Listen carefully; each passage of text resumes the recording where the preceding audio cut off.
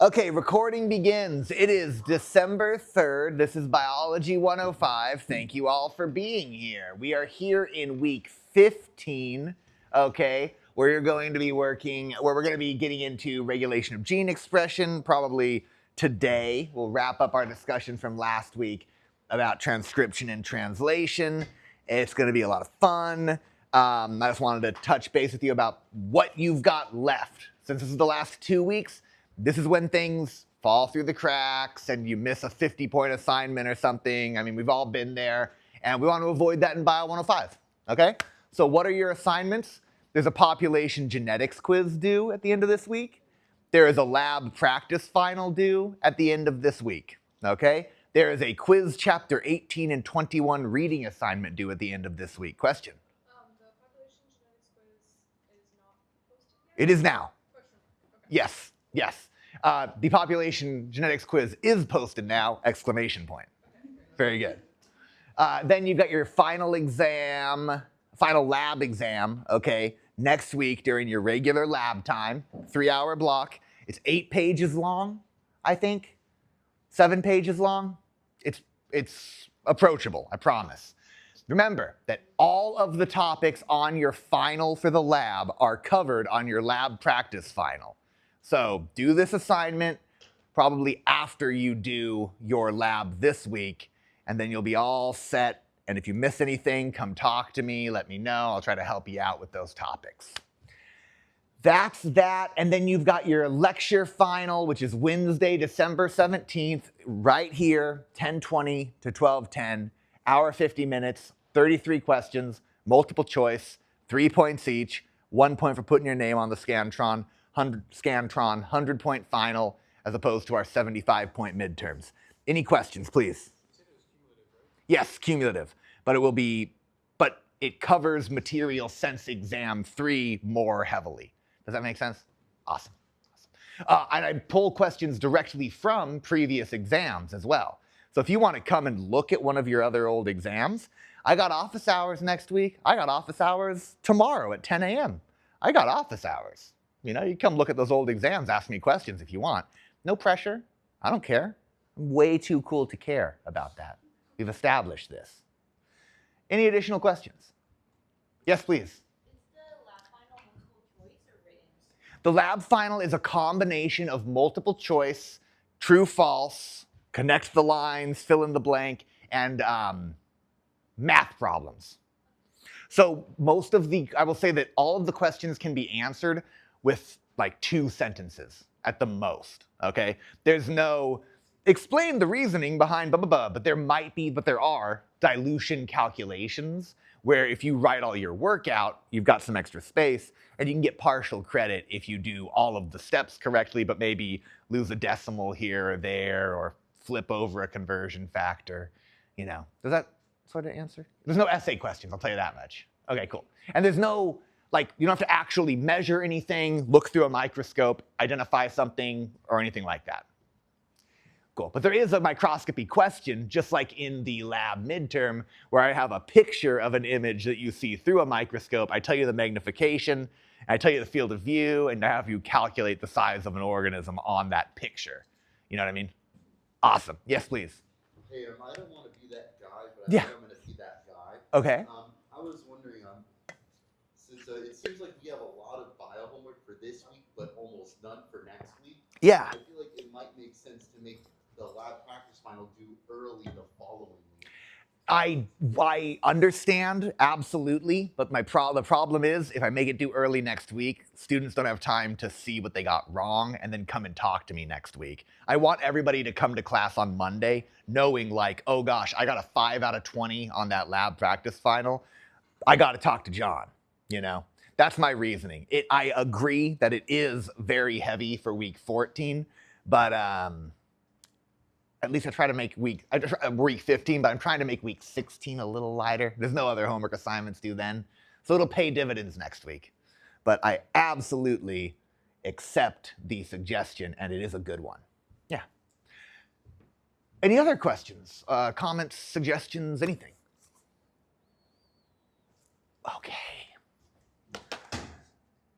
The that population genetics online lab. It's published now. It looks like this. It's based on this worksheet here. I suggest that you take this worksheet and complete it before you start the assignment, because you're just going to be putting the answers from this worksheet into your lab assignment. And why stress yourself out by starting a ticking clock before you started this assignment? In fact, I would suggest printing this worksheet out and bringing it to your lab if you can, because then you can look at it, compare it to what you do in the lab, fill things out, ask your TA questions. You can come and ask me questions about this worksheet if you want. I'd be happy to work through this worksheet with you, in fact, if you came to office hours. Anyways, this is the worksheet. It's a great worksheet. You put the answers into the quiz, and then you're done with the population genetics quiz. It's just more Hardy-Weinberg work. That's everything I wanted to talk to you about. One last chance for any questions. Cool. All right, let's get into it. Here we go. Go to my downloads.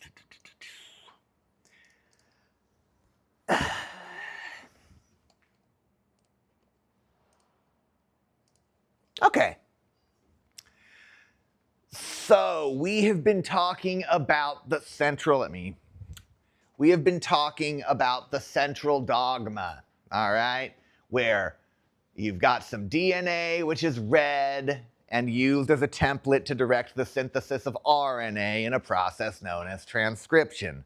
Then the RNA is read by ribosomes in a process called translation, and that sequence of RNA nucleotides is used to direct the synthesis of a chain of amino acids to generate a protein. All right, we've been talking so far about transcription.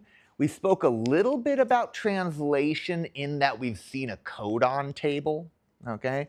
But we've been focusing so far on transcription, which has 3 stages: initiation, elongation, and then termination, which are exactly what they sound like. Remember, there's a workhorse enzyme involved here called RNA polymerase, so it's not as complicated as DNA replication, where there's all of these different enzymes acting at once to make DNA replication work. Here you've got an enzyme called RNA polymerase.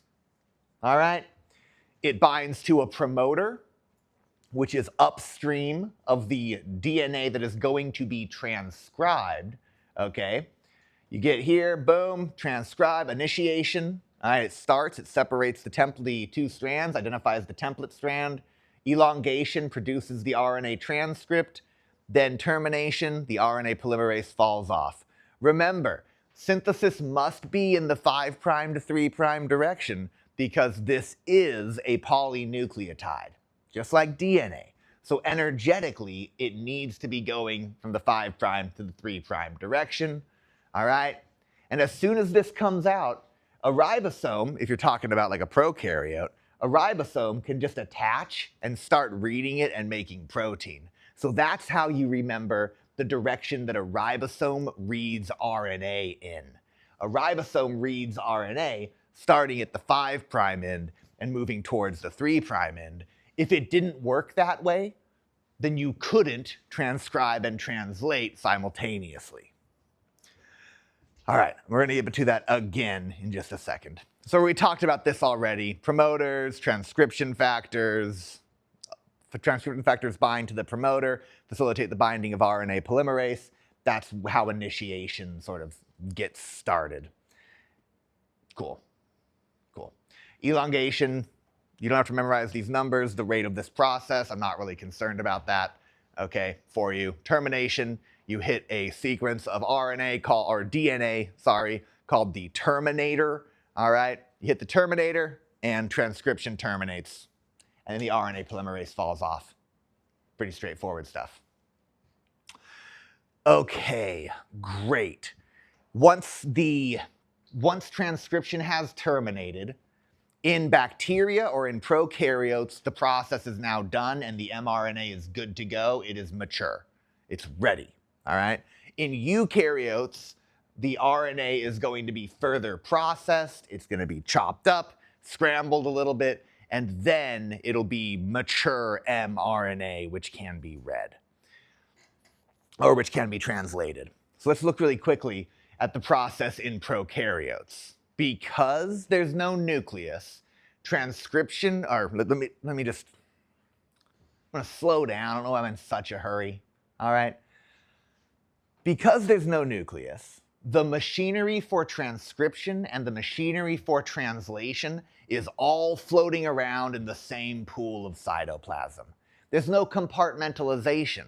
So as soon as the mRNA starts to be produced, as soon as transcription has begun, and you've got some mRNA extending out of RNA polymerase, well, there's no reason that a ribosome can't just attach and start making proteins. All right? So transcription and translation can occur simultaneously in prokaryotes. Also, the previous slide points out that you can have multiple RNA polymerases bound to the same sequence of DNA at once. So check this out. You've got one gene right here, okay?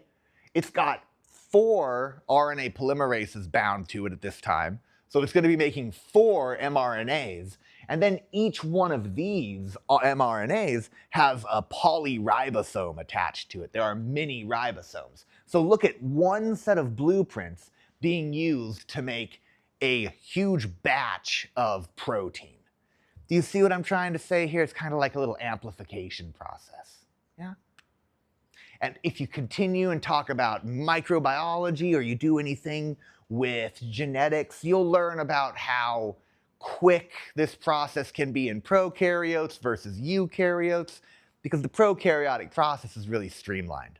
You can get a lot of protein pretty quickly because you don't have to break everything up into steps. And the eukaryotic process is more regulated, which allows for higher complexity, but also can slow down response rates and create complications. Turns out complicating things makes complications. Yeah. I was a little bit confused about the 5N and the 3N. Can you explain that? Yeah, I'm happy to do so.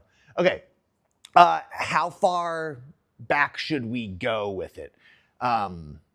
Let's just go to, I'll answer the question. Let's go back to the structure of DNA. Right here. So anti-parallel nature of DNA, right? It's 2 strands. DNA is a double-stranded molecule. Each strand is complementary to the other strand because of the base pairs. If there's a T here, there must be an A here. If there's a C here, there must be a G here. If I separated the 2 strands and added the complementary bases, I would make 2 new double-stranded copies of the original strand. So far, so good? Awesome. The anti-parallel nature has to do with the 5' and the 3' ends of the molecule. All right? So you've got a long strand of a single strand of DNA.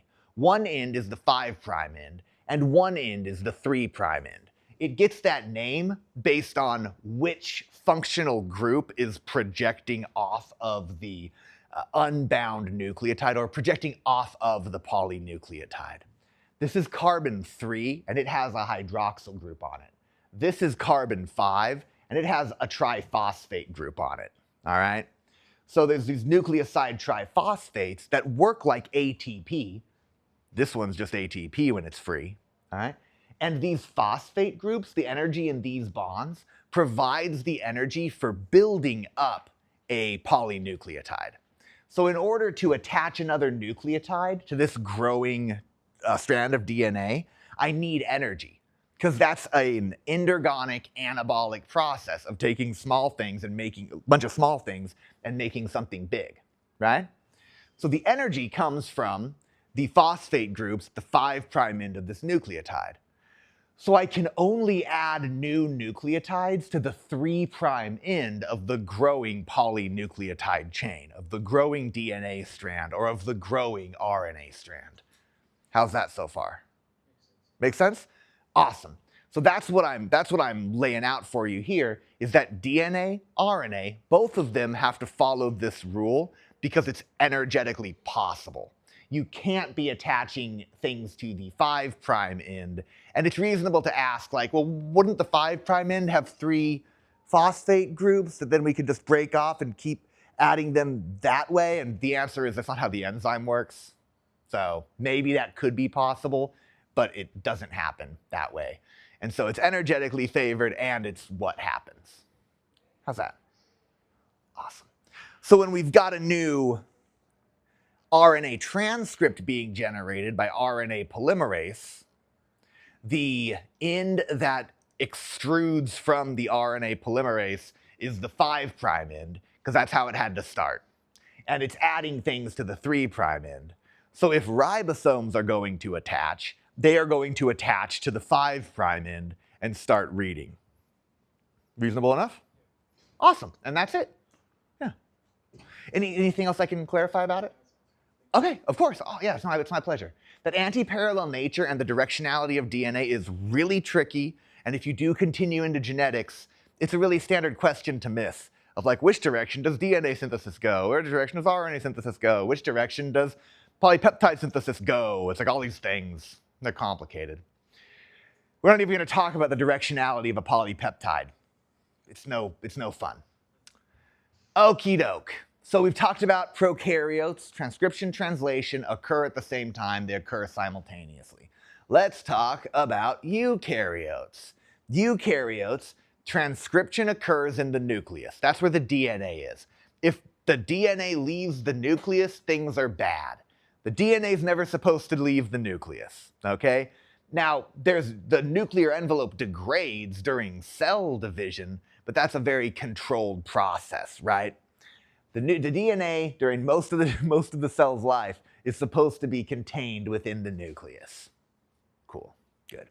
In fact, there's machinery in your cells, all these nuclease enzymes, that are designed just to destroy any DNA that happens to get into the cytoplasm, because most of the time, it's there because a virus injected it. All right, we have all these defenses to protect against viruses that are trying to inject DNA into our genome. We don't want that, okay? Anyway, here's the point. Transcription happens inside of the nucleus. You get something called pre-mRNA. Also, it's called the primary transcript because it's the primary product of transcription. It's not mature mRNA yet. It's not ready to encounter a ribosome yet. It needs to be processed. So there's this additional step of RNA processing.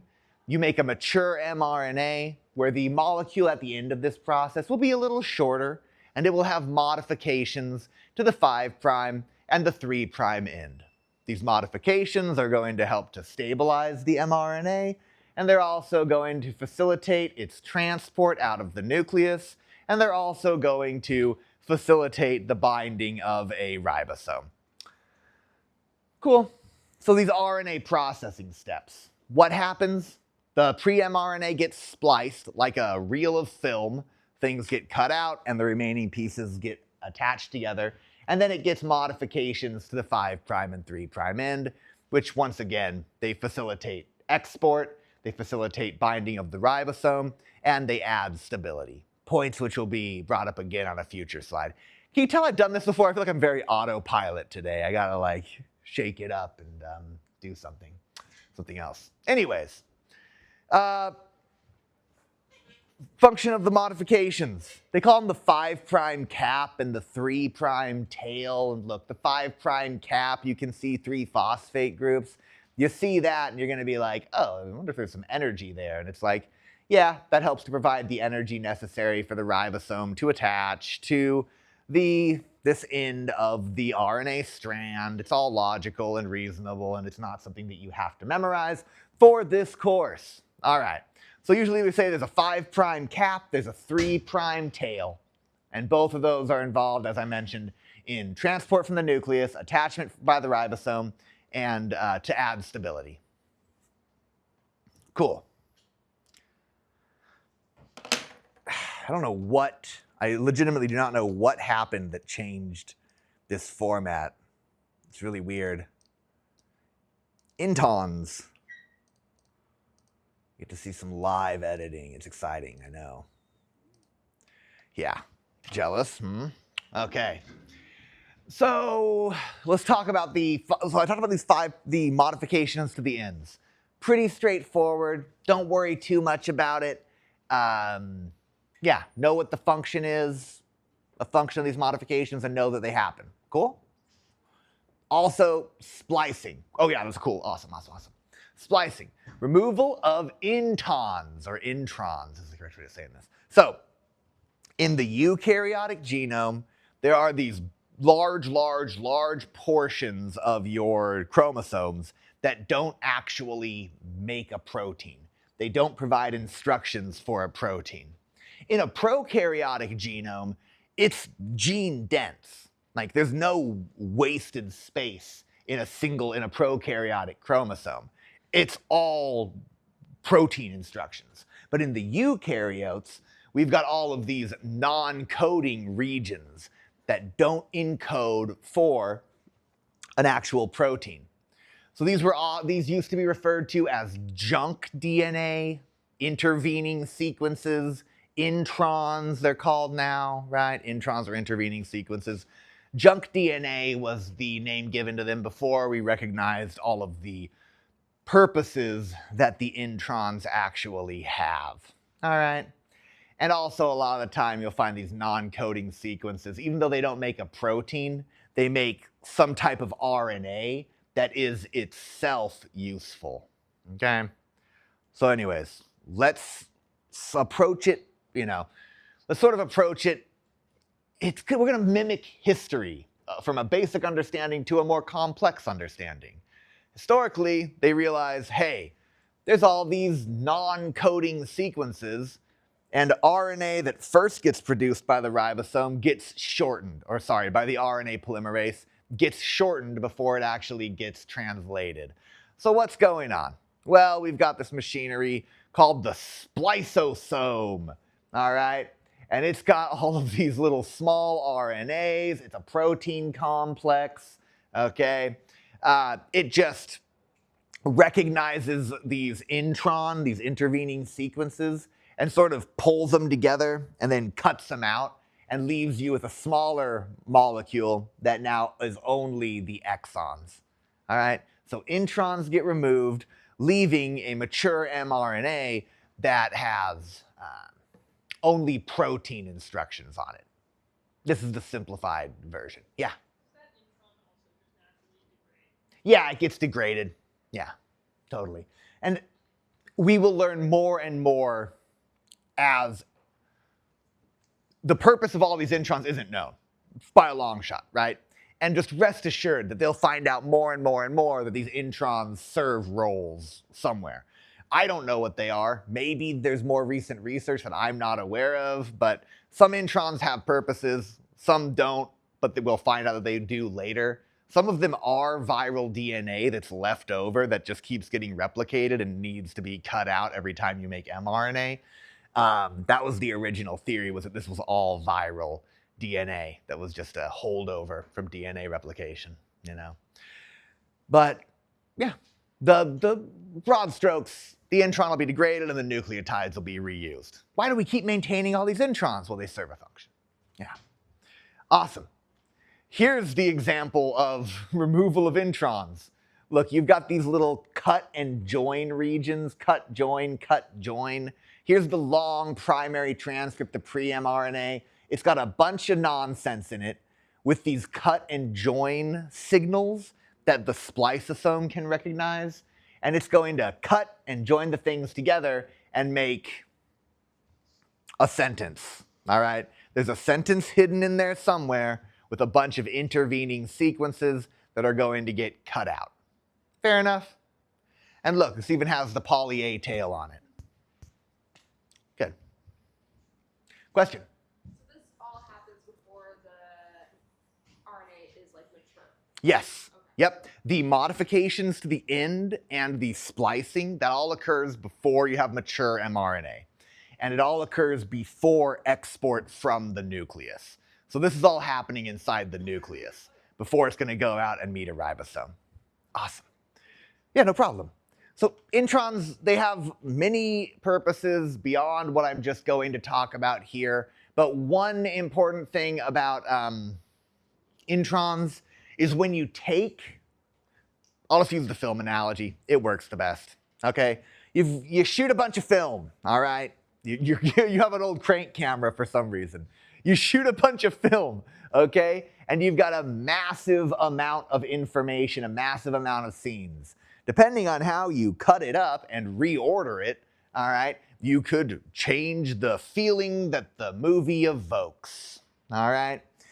Same thing going on here. Because we have all these different cut sites provided by these introns, if you've got a big sequence of DNA that has like 6 different exons in it, you can alternatively splice that sequence of RNA together. You could create a mature mRNA that just goes exon 1, 2, 3, 4, 5, 6, or 1, 2, 3, 6, or 1, 6, 4, 3, 2. You see, you can take all those exons and shuffle them because you've chopped up the long strand of the primary transcript.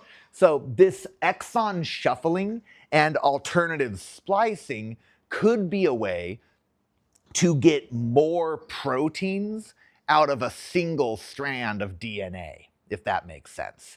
Because exons, what they tend to do is they tend to encode for specific domains of proteins, of mature proteins, specific domains with specific functions. So by shuffling the order of the exons or removing exons entirely, you can make a protein that's only domain 1 and domain 3, or is domain 1, then 3, then 2. And based on our discussion about proteins, right, these different domains have different functions. You got like hydrophobic domains, hydrophilic domains, catalytic functions, enzymatic functions, blah, blah, blah, blah, blah. So if with the same set of instructions, you could create a whole variety of different proteins with very different functions, even if you're using some of the same basic domains. All right? So that's exon shuffling, alternative splicing, only possible if the introns exist. So it's one reason that introns may have been conserved. Fair enough? All right, cool. It can allow the production of proteins of different sizes from a single mRNA. I don't like that. I don't like this question. Disregard. I decided I don't like it. Questions about that? That's all our transcription talk. That concludes transcription. Question? So with eukaryotic RNA, we've got the stuff with all the introns, and then after it's spliced and processed and all that, then it becomes mRNA, and then it can exit the nucleus? Yes. So this is the pre-mRNA. It gets processed, then it's mRNA, and then it gets exported from the nucleus. And then translation can occur. Yes? No problem. There's a 5' methyl guanosine cap. Yep, you add something to each of them. Yeah, no problem. This 5', and remember, this is where the ribosome's going to attach. And you're going from the ribosome has these 2 subunits that need to snap on to the mRNA, right? So that's also entropically not favored because you're going from disordered to an ordered state. So that's going to require some energy. The 5' cap helps to provide that energy and also serves as a recognition site for the ribosome. So the 5' end is 5' cap and 3' end is 3' poly A. Poly A tail. And it's just a bunch of adenines that just get boop, boop, boop, boop, boop, boop, added on to the end. Yeah. No problem. And you'll get into way more detail if you continue with genetics, because the 5' cap has a lot of important things, and the poly A tail is more involved in preventing degradation, but you'll learn so much more about it. It's exciting. It's an exciting world. Yeah, please. No, go for it.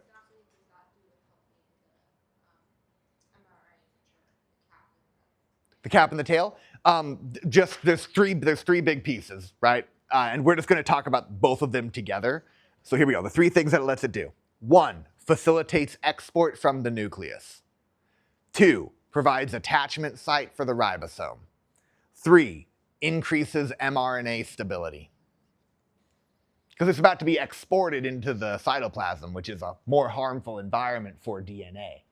DNA, or nucleotides. Nucleotides aren't supposed to do well in the cytoplasm. Exactly. Of course. Okay, translation. Moving on. So here we go again.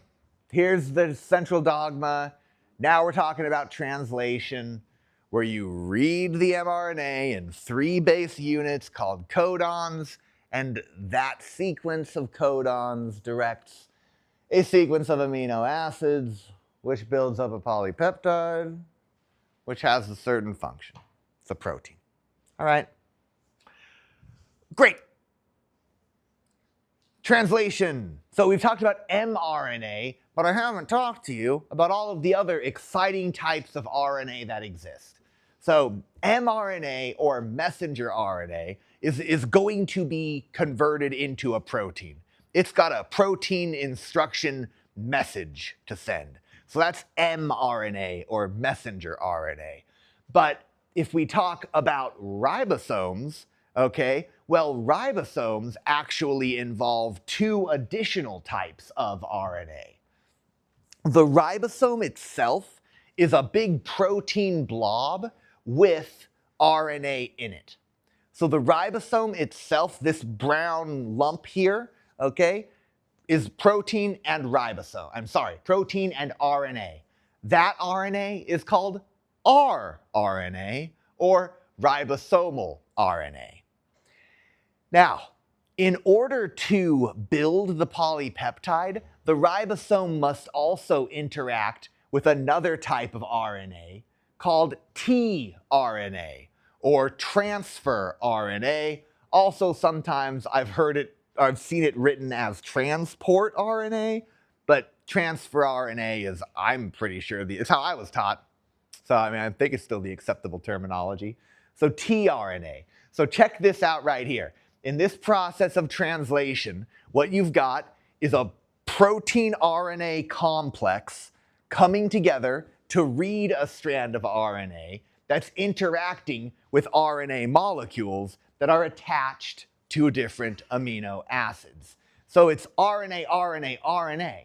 RNA is the only molecule that is involved in this process, and this is one of the reasons that people think RNA evolved before DNA existed. All right, and RNA is the original inheritance molecule. But that's neither here nor there, because what are we talking about? Well, we're talking about translation, and I know we're all very excited about it. All right, how does it work? Well, we've got, let's see, what's the best way of approaching this? I want to just talk about this image and explain the entire process, but I think at this point in the semester I'm just going to lose, I can't hold on this slide for too long, so we'll come back to it, okay? Ribosome attaches, reads, interacts, makes a polypeptide. Boom, next, what's tRNA, okay? So there's a sequence of nucleotides in the mRNA, right? Every 3 bases, bless you, is a codon, okay? As I've said before, the ribosome reads in those 3 base units, and each codon is specific to a specific amino acid. But how does that work? It works through interacting with these tRNAs. So these tRNAs have a special region called the anticodon, which is complementary to the sequence on the messenger RNA. They have an additional site, okay, on this far end, which is going to attach to a specific amino acid, okay? So, if I've got a codon right here, all right, and I've got a tRNA molecule here. Let's say, for example, that in this codon, the sequence is ACC on the DNA, right? On the mRNA, ACC. Well, if I have a tRNA molecule with UGG, it could just go boop and attach, right? Because it's perfectly complementary. So, little attachment happens, good. Now imagine that on my elbow, I've got an amino acid. I've got phenylalanine on my elbow, all right? So if I've got the mRNA sequence and these are transiently bound, well, now I've just read the 3 units and brought the correct amino acid into this process. The ribosome is responsible for taking that amino acid off, adding it to a growing chain, and then getting that tRNA out of here, and then moving down to the next 3 bases, attaching the next complementary tRNA with the appropriate anticodon, yanking the amino acid off, adding it to the polypeptide chain, and then continuing along in that process. So the tRNA looks like this in a few different diagrams. All right. The anticodon, okay, it's going to just be, this is AGG. The anticodon would be UUC. Or sorry, the codon would be UUC. Everybody cool with that? Awesome. Question, please. Nope. Yeah. So, the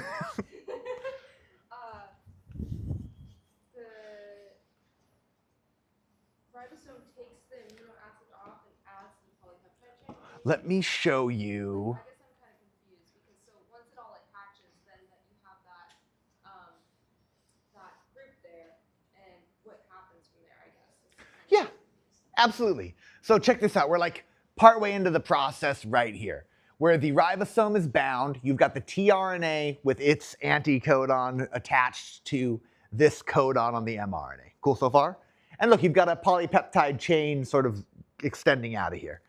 So the next, okay, tRNA molecule is going to come into this specific site, bind to its codon, all right, and then the ribosome is sort of just going to go clunk, clunk, and shift the polypeptide chain onto this amino acid, form a new peptide bond, and then move this tRNA into the next site and eject that now discharged tRNA. It just keeps following that process.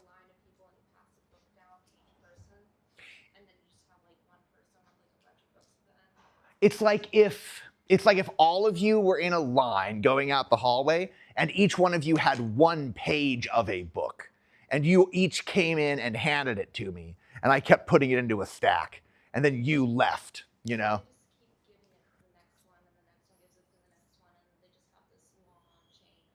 Yeah, that's essentially it, yeah, totally. It'd be like, you know, first person comes in, they give me the first page of the book, I hand that to the next person in line and they go, and then they come here and they hand that to the person behind them in line, and then eventually at the very end, we get a signal that says, okay, we're done, the book's over, the page says the end, all right? And then they hand me the book and I say the book's done, and then I, you know, throw it in the trash because books are for nerds. All right. Yeah. That's the protein. That's the thing that the mRNA was giving you instructions for. So that's either an enzyme or a transporter or a structural protein or any of the myriad functions that a protein can have. It does whatever the protein's designed to do. Yep, absolutely. Okay, cool. So there's this enzyme called aminoacyl tRNA synthetase. All it does is it attaches the appropriate amino acid to the appropriate tRNA. So you remember how I said that the codons are specific but redundant, right? Where there are a bunch of different codons that encode the same amino acid. Well, that means that there are a bunch of different tRNAs that can have the same amino acid attached to them, all right? Which is just something to think about, maybe. But the point is that there's an additional step involved where there's an enzyme that charges these tRNAs. It attaches the appropriate amino acid to it and then releases them, and then these can go and interact with the ribosome. We're not going to focus very much on this necessarily, all right? But check it out. Like, there's a different enzyme for each amino acid, but does that enzyme bind to the different tRNAs? The answer is yes. How's that possible? Isn't it specific? Well, a lot of that's because of the structure of uracil, the U that replaces the T in RNA. So that's like, why do we have U instead of T? I don't know. I mean, I know, but I just feel like I'm not gonna find a lot of traction with this. It's too much of a departure from the main concept here in translation. But if that sounded interesting somehow, just talk to me about it. I didn't do a very good job of making it seem engaging. Hey, look, there's different sites on the ribosome. You don't have to memorize the different sites on the ribosome, okay? A, P, E. tRNA comes in, chunk, chunk. tRNA comes in, attach, chunk, chunk, eject. tRNA comes in, next. tRNA comes in, attach, next. tRNA comes in, attach, next. The ribosome keeps on moving, reading the mRNA, reading those codons and generating a strand of amino acids. 3 steps: initiation, elongation, termination. Should look familiar. It's the 3 steps from transcription, and it's the same thing. In initiation, the process initiates. In elongation, the growing polypeptide chain elongates, all right? And in termination, you hit a certain sequence, and the ribosome falls off of the mRNA. Let's double back a little bit. So initiation, it's different than in initiation of transcription because there aren't transcription factors involved. There's not a promoter region involved. Instead, there's a specific codon. It's AUG on the mRNA. That is the start codon. If there's AUG there, then the ribosome will recognize that, oh, a gene starts here. I'm going to find that. There it is, AUG. That's where we start. And then we're just going to start reading from there and building up a polypeptide. So there is a start codon recognized by the ribosome, and that's what initiates translation. In elongation, it's something that we were just talking about, right? You just keep attaching the next appropriate tRNA, all right, to the next codon and keep reading it codon by codon by codon. Eventually, you form new peptide bonds. There's a peptide bond. Remember dehydration synthesis from way back in the day? All right. Cool. Eventually, you reach something called the stop codon. And the stop codon tells the process to stop. Now, there are 3 different possible stop codons, and they all bind to this thing called the release factor, which is not a tRNA molecule itself, okay? But instead, it's just sort of a block that goes on the end and tells the ribosome to dissociate. This process seems too simple, like you're glossing over a lot of details. Yes, I am, 100%. All right, 100%. But, it's what we have to do to get through the concept. We get to other things, too. And then you reach that stop codon, you fall off. Fair enough? Okay, look at that. Translation, easy, because transcription was, more complicated and we covered it first. Good? Awesome. Okay, let's finish up protein targeting, mutations. We gotta get into mutations, yeah. Let's wrap this protein targeting thing because it's like 2 slides and we still have a couple minutes left. All right, here we go. All I want you to know about this. Remember the endoplasmic reticulum? How there's rough ER and smooth ER? Some of the ER has ribosomes bound to it. Some ribosomes are free-floating in the solution. Remember all of our talk about the compartmentalization in the endomembrane system and how things go from the endoplasmic reticulum to the Golgi apparatus and they get packaged in vesicles and all of that. Like, this is finally where we're like, what does the ribosome actually do? Why does the rough ER matter? Why does any of this make sense? Well, you gotta get the protein into the right target. So if you do your protein assembly on a ribosome that's attached to the endoplasmic reticulum, well, then it can be packaged and shipped to the appropriate place, or it can persist in the ER. So you can have translation occurring on cytoplasmic ribosomes that are free-floating. You can have ones occurring on bound ribosomes that are attached to the endoplasmic reticulum. The ribosomes are the same. They detach, they attach, all right? And if you put a protein into the ER, it's easier to ship that off to the correct destination for further processing, etc. And that's all I want you to worry about with that aspect. Polyribosomes, we've talked about already. You know, that's when a bunch of ribosomes bind to the same strand of mRNA to give you extra protein. And then here's a big picture, all right, that shows transcription, translation, RNA processing, everything in one image. And then there's a little video that you can watch on your own if you'd like to, protein synthesis. And then we'll get here into mutations on Friday. Sound like a plan? All right, Friday for mutations. Thank you all. Have a wonderful rest of your day. I'll see you soon.